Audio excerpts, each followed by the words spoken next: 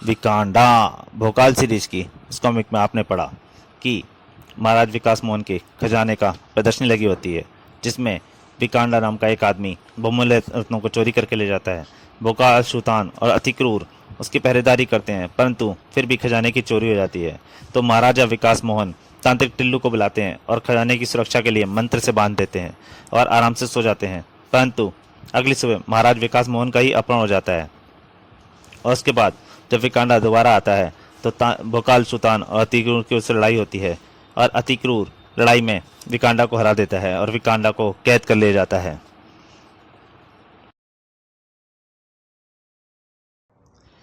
खजाने वाला गोला अतिक्रूर के कक्ष में रखवा दिया गया।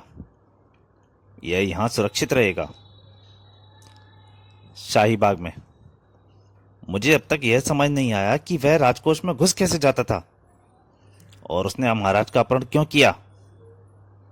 उसके होश में आने पर सब मालूम पड़ जाएगा।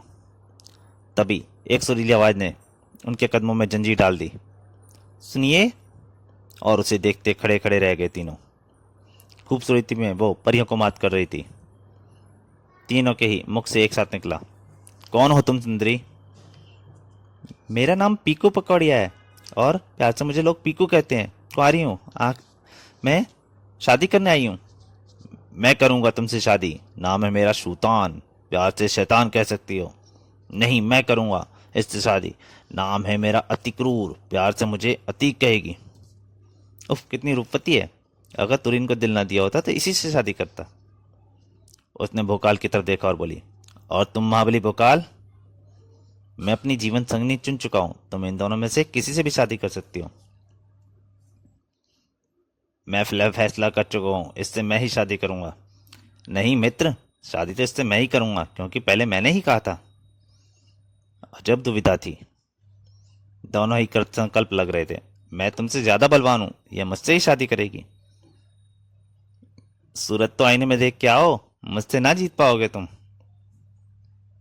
कौन किस पर हावी होगा? सुंदरी, तुम मुझसे ही विवाह करोगी। मैं ही तुम्हारे योग्य हूं, तुम मुझसे ही शादी करोगी। मुकाबले के जोड़ी के जाद हैं दोनों। और मुकाबले का ही फैसला किया पीकू पकौड़िया ने। ठीक है, तुम दोनों के बीच प्रतित्व रखी जाएगी। जो श्रेष्ठ सिद्ध होगा मैं उसी से शादी करूंगी। एक विशाल चट्टान की ओर इशारा किया उसने। क्या तुम दोनों में से कोई उस चट्टान को उठा सकता है? हाँ, क्यों नहीं? आगे बढ़ाती क्रूर और अगले ही पल चट्टान उसने उठा ली। यह देखो। मेरे लिए असंभव है, किंतु असंभव को संभव करने की विद्या मेरे पास है। सुल्तान का सम्मोहन चला और वाह, इसने तो चट्टान एक ही हाथ में उठा ली। नजरों का धोखा था सब। असल में तो एकाएक वह एक तरफ खड़ा था। वह तो मुझसे भी ज्यादा शक्तिशाली है। सम्मोहन टूटा तो मैं जीता। अब पीकू मुझसे शादी करेगी। नहीं, भोकाल ने रोक लिया इसे। तुमने बेईमानी की है सुल्तान। तुमने सम्मोहन शक्ति का इस्तेमाल किया है। जीता अतिक्रूर ही है। मित्र को धोखा दिया है तुमने। एक स्त्री को पाने के लिए इतना गिर गए तुम। शर्मिंदगी से नेत्र झुकते चले गए सुल्तान के। अपनी गलती का एहसास हुआ उसे। मुझे माफ कर देना मित्र। वाकई मैंने नीच कार्य किया। मैं अपने किए पर शर्मिंदा हूं। अंततः पीकू पकौड़िया ने अतिक्रूर का चयन किया। जल्दी ही हम भुजंग देश जाकर विवाह करेंगे, किंतु पहले महाराज विकास मोहन को देखना है हमें। फिर पीकू पकौड़िया उन्हें अपने बारे में बताती चली गई। मैं शतरंज से आई हूँ। बचपन से ही चाह थी कि किस विश्व के महाबलशाली से ही विवाह करूंगी। आपका नाम सेना तो विकास मोहन के लिए, विकास नगर के लिए चल पड़ी। आज आपको पाकर मैं बहुत खुश हूँ। महारानी मोहिनी से मिलवाया उन्होंने पीकू पकौड़िया को। बहुत खुशी हुई तुमसे मिलकर।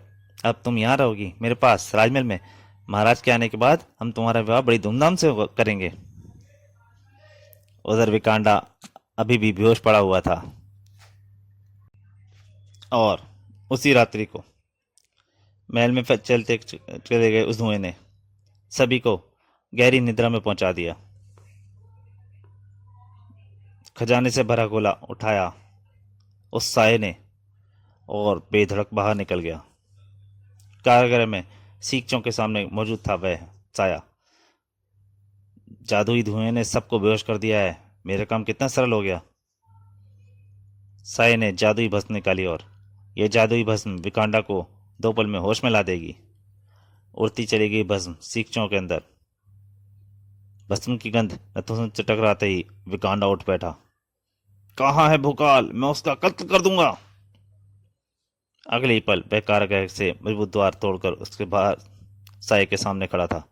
कौन है तू? बता, भोकाल कहाँ है? मुझे भद्दा ने भेजा है तुझे आजाद कराने के लिए।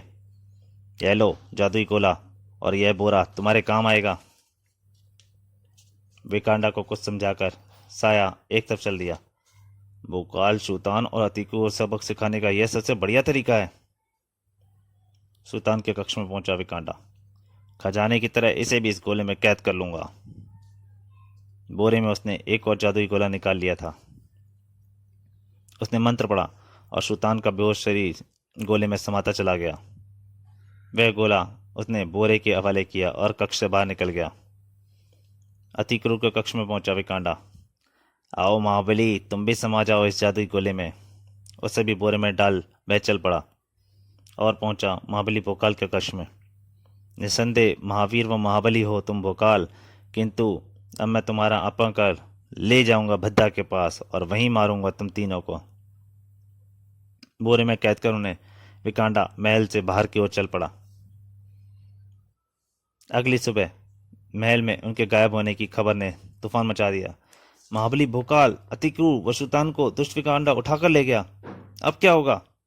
पहले महाराज गायब हुए और अब ये तीनों, कोई बड़ी विपत्ति आने वाली है। उधर एक अनजान जगह होश में आ चुके थे तीनों महाबली। हाय, ये हम कहाँ गए? उनके इस सवाल का जवाब मिला कमरे में प्रविष्ट होते उन 3 आवाजों से। बद्दा, यानी तुम्हें पीकू पकौड़िया, यदि तुमने पीकू पकौड़िया को ना भेजा होता तो मेरा अंजाम होना, आजाद होना मुश्किल हो जाता। पीकू पकौड़िया ने भी तो उन्हें खूब उल्लू बनाया।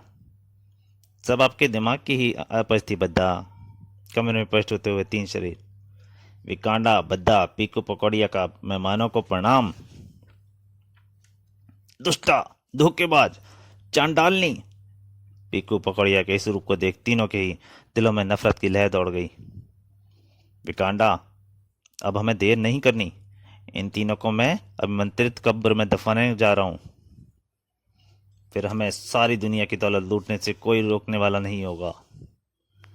तीनों गोले कब्र में पहुंचा दिए विकांडा ने। हा हा हा, अब यह कब्र में दफन हो जाओगे तुम तीनों पहलवानों। मिट्टी डालनी शुरू कर दी विकांडा ने।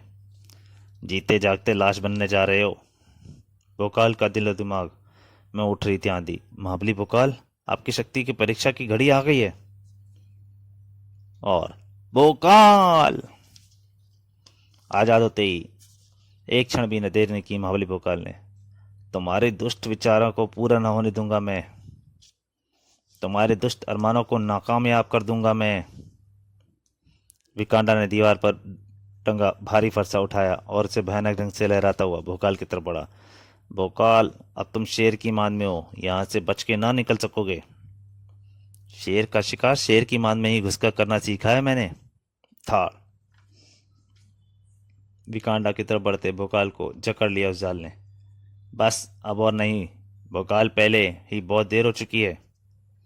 जाल में फंसे भोकाल बहुत कोशिश किया आजाद होने, किंतु हा हा विकांडा, ध्यान रखना, तुम इसे अमंत्रित जादुई गोले में कैद कर के फिर से इसे जाल में कैद कर यह दोबारा बाहर ना निकल पाए। जरूर।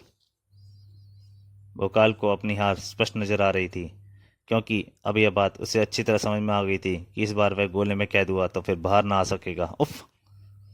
विकांडा के कदम निरंतर नजदीक आ रहे थे। किसी भी क्षण कुछ भी होने वाला था। तभी एक धमाका गूंजा। पीको पकौड़िया ने एक मूर्ति से अतिक्रूर का गोला तोड़ दिया था। उस मूर्ति की उसने मुझसे उछाल फेंकी थी पीको पकौड़िया ने, और इस बार टूट पड़ा था सुल्तान का जादुई गोला। थड़ाप! ये क्या किया तूने? इन्हें क्यों आजाद कराया तूने? तेरा खेल खत्म करने को।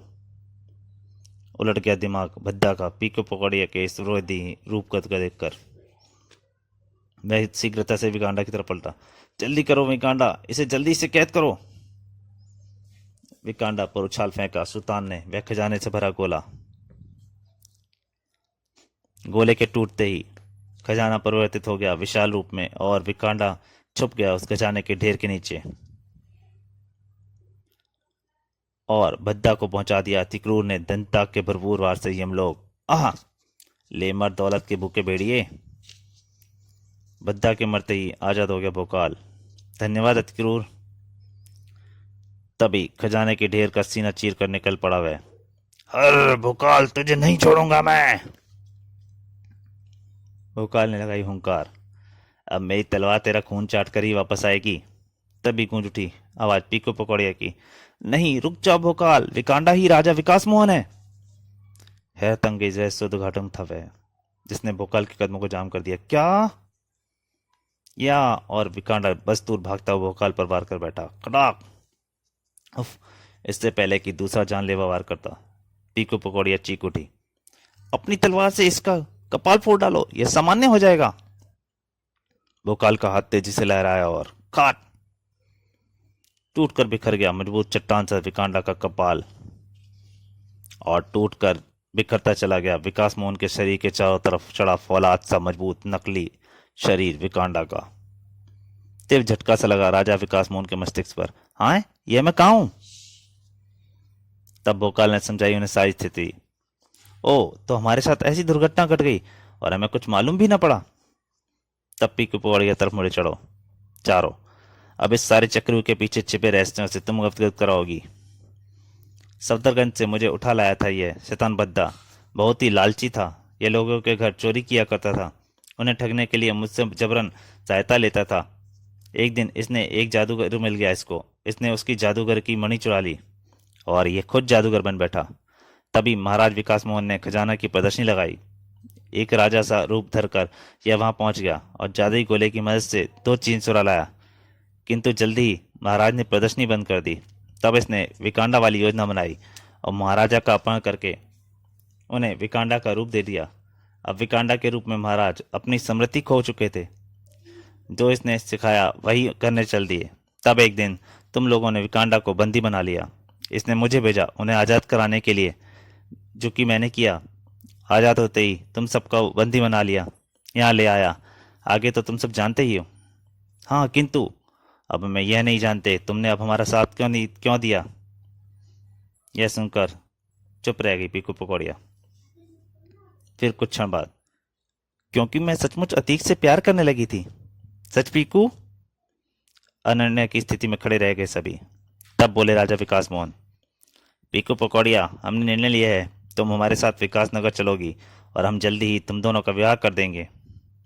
खजाने समेत सभी ने कूच किया वहां से। विकास नगर में भव्य स्वागत हुआ उन सबका। पिताश्री, स्वामी। तो दोस्तों, विकांडा कॉमिक का अंत यहीं तक। अगर आपको कॉमिक अच्छी लगी हो प्लीज़ लाइक कीजिए और ज़्यादा से ज़्यादा शेयर कीजिए। धन्यवाद।